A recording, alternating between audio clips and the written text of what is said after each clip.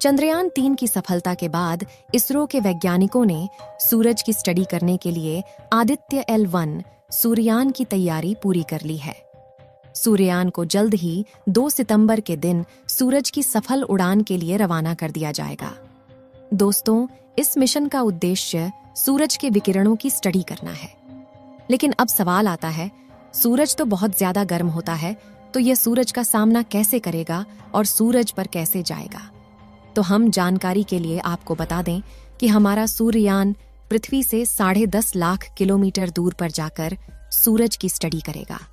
दोस्तों, पृथ्वी से 10.5 लाख किलोमीटर की दूरी इतना महत्वपूर्ण इसलिए है क्योंकि इस दूरी पर पृथ्वी का गुरुत्वाकर्षण बल और सूर्य का गुरुत्वाकर्षण बल किसी भी वस्तु पर बराबर कार्य करता है, जिससे कि किसी भी यान पर नेट गुरुत्वाकर्षण बल 0 हो जाता है। इसरो के वैज्ञानिकों ने जानकारी देते हुए बताया कि सूर्ययान की तैयारी पूरे तरीके से पूरी हो चुकी है, यानी कि अब वह सूरज की सफल उड़ान के लिए तैयार हो चुका है और 2 सितंबर के दिन श्रीहरिकोटा में स्थित सतीश धवन स्पेस सेंटर से लॉन्च किया जाएगा। और सबसे बड़ी बात यह है कि हमारे भारत का यह पहला मिशन होने वाला है जो कि सूरज की तरफ जाकर सूर्य की स्टडी करेगा। दोस्तों, ये मिशन इतना भी आसान नहीं होने वाला है क्योंकि इसमें काफी ज्यादा पावरफुल रॉकेट का इस्तेमाल किया गया है। हालांकि बात करें तो नासा ने कई सूर्य मिशन कर लिए हैं, लेकिन ऐसी कौन सी चीज है जिसे खोजने के लिए भारत देश आदित्य मिशन को लॉन्च करने जा रहा है? जानने के लिए वीडियो में अंत तक अवश्य बने रहे। इसके लिए सबसे पहले आपको इस मिशन का उद्देश्य समझना होगा। आदित्य L1 मिशन को लैग्रेंजियन बिंदु पर भेजा जाना है। दरअसल लैग्रेंजियन बिंदु अंतरिक्ष में वह स्थान है जहां 2 वस्तुओं के बीच कार्य करने वाले सभी गुरुत्वाकर्षण बल एक दूसरे को निष्प्रभावी कर देते हैं। यहाँ एक छोटी वस्तु सूर्य और पृथ्वी के गुरुत्वाकर्षण प्रभाव के तहत संतुलन में रह सकती है। आदित्य L1 का उद्देश्य सौर कोरोना यानी सूर्य के वायुमंडल का सबसे बाहरी भाग की बनावट और इसके तपने की प्रक्रिया, इसके तापमान, सौर विस्फोट और सौर तूफान का कारण के बारे में पता लगाना है। साथ ही सूरज के कारण होने वाले शक्तिशाली विस्फोट के बारे में पता लगाना है। सूर्य का अध्ययन करने वाली पहली अंतरिक्ष आधारित भारतीय वेधशाला आदित्य L1 का प्रक्षेपण 2 सितंबर को किया जाएगा। इसके लिए सुबह 11:50 का समय तय किया गया है। श्रीहरिकोटा के सतीश धवन स्पेस सेंटर से इसका प्रक्षेपण किया जाएगा। भारत का आदित्य L1 अभियान सूर्य की अदृश्य किरणों और सौर विस्फोट से निकली ऊर्जा के रहस्य सुलझाएगा। इससे पहले इसरो ने मंगलवार को आदित्य L1 से लैस लॉन्च व्हीकल PSLV-C57 की तस्वीरें साझा की। लॉन्च व्हीकल PSLV-C57 को श्रीहरिकोटा के लॉन्च पैड पर पहुंचा दिया गया है। चंद्रयान 3 को चंद्रमा की सतह पर पहुंचने में 1.5 महीने लग गए थे। लेकिन सूर्ययान का सफर इतना आसान नहीं होने वाला है क्योंकि सूर्ययान को 10.5 लाख किलोमीटर की दूरी पर जाना है, जबकि चंद्रयान 3 को लगभग 3,84,000 किलोमीटर की दूरी पर जाना था। आदित्य L1 को लैग्रेंजियन बिंदु तक पहुंचने में करीब 4 महीने का समय लगेगा। इस दौरान यह 15 लाख किलोमीटर का सफर तय करेगा। चंद्रयान 3 की तरह यह भी अलग अलग कक्षाओं से गुजरकर अपने लक्ष्य तक पहुंचेगा, यानी आदित्य L1 को भी सीधे नहीं भेजा जाएगा। आपको जानकारी के लिए बता दें कि अंतरिक्ष में 5 लैग्रेंजियन बिंदु हैं, जिन्हें L1, L2, L3, L4 और L5 के रूप में परिभाषित किया गया है। अब सवाल आता है, सूर्य का अध्ययन लैग्रेंजियन बिंदु से ही क्यों किया जाना है? क्या किसी और स्थान से सूर्य का अध्ययन नहीं किया जा सकता?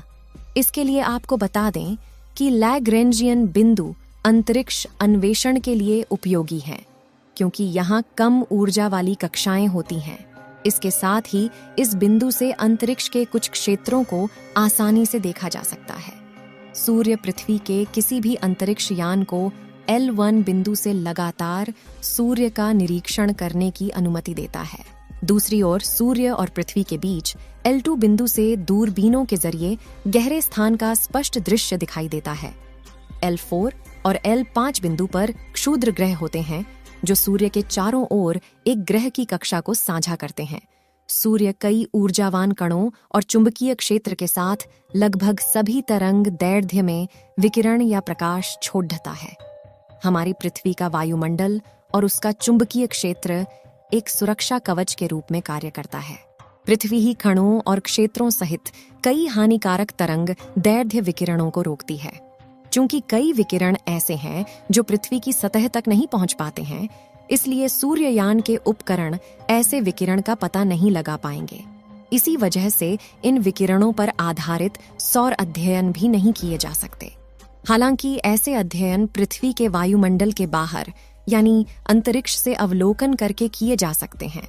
इसी प्रकार एक सवाल उठता है कि सूर्य से निकलने वाले वायु के कण और चुंबकीय क्षेत्र ग्रहों के बीच अंतरिक्ष से कैसे यात्रा करते हैं। इसे समझने के लिए एक ऐसे बिंदु से अध्ययन किया जाना चाहिए जो पृथ्वी के चुंबकीय क्षेत्र के प्रभाव से बहुत दूर है। इन्हीं प्रभाव के कारण अंतरिक्ष में सूर्य की किरण गमन कर पाती है। आपके मन में भी सूर्य को लेकर कई सारे सवाल उठते होंगे कि यदि सूरज न होता तो क्या होता? सूर्य किस आकार का है? ये सारे ग्रह सूर्य के चक्कर क्यों लगाते हैं? ऐसे में आइए आज हम आपको सूर्य से जुड़े कुछ रोचक बातें बताते हैं, जिनके बारे में जानकर आपको हैरानी होगी। असल में सूरज एक तारा है जो हमारे सौरमंडल में सबसे बड़ा है। आग के इस विशाल गोले में 70% से अधिक हाइड्रोजन गैस और 26% तक हीलियम मौजूद है। सूर्य आकार में इतना बड़ा है कि इसमें हमारी पृथ्वी जैसे सैकड़ों या उससे भी अधिक ग्रह समा सकते हैं। पृथ्वी और सूर्य के बीच तकरीबन 15 करोड़ किलोमीटर की दूरी है। साथ ही ये हमारे सौरमंडल का सबसे विशाल पिंड है। सूरज का व्यास करीब 13,90,000 किलोमीटर है। पृथ्वी के मुकाबले देखा जाए तो यह लगभग 109 गुना बड़ा है। हमारे ब्रह्मांड में सूरज जैसे खरबों या उससे भी अधिक पिंड मौजूद हैं। सूर्य का जो प्रकाश हमें धरती पर मिलता है, इसे पहुंचने में 8 मिनट 16 सेकंड का समय लगता है। सूर्य की सतह से पृथ्वी की ओर आने के लिए रॉकेट की शुरुआती गति 618 किलोमीटर प्रति सेकंड होनी चाहिए। आग के इस गोले के अंदर का तापमान 1.5 करोड़ डिग्री सेल्सियस बताया जाता है। सूरज पृथ्वी से करीब 13 लाख गुना बड़ा है और इसका गुरुत्वाकर्षण बल भी पृथ्वी से 27 गुना ज्यादा है। आपको जानकर हैरानी होगी कि हमारी आकाशगंगा में करीब 5% तारे ऐसे हैं जो सूर्य के मुकाबले ज्यादा चमकदार हैं। सूर्य केवल गैसों से बना हुआ एक पिंड है। ये पृथ्वी या किसी और ग्रह की तरह ठोस नहीं है। दोस्तों, आप सभी लोग आदित्य मिशन के सफल होने की दुआएं कमेंट बॉक्स में करते रहें, जिससे कि हमारे वैज्ञानिकों को भी काम करने का मनोबल मिलता रहे। इस वीडियो को एक लाइक जरूर करें और अपने मित्रों तक इस वीडियो को शेयर करें, ताकि उन्हें भी जानकारी मिल सके।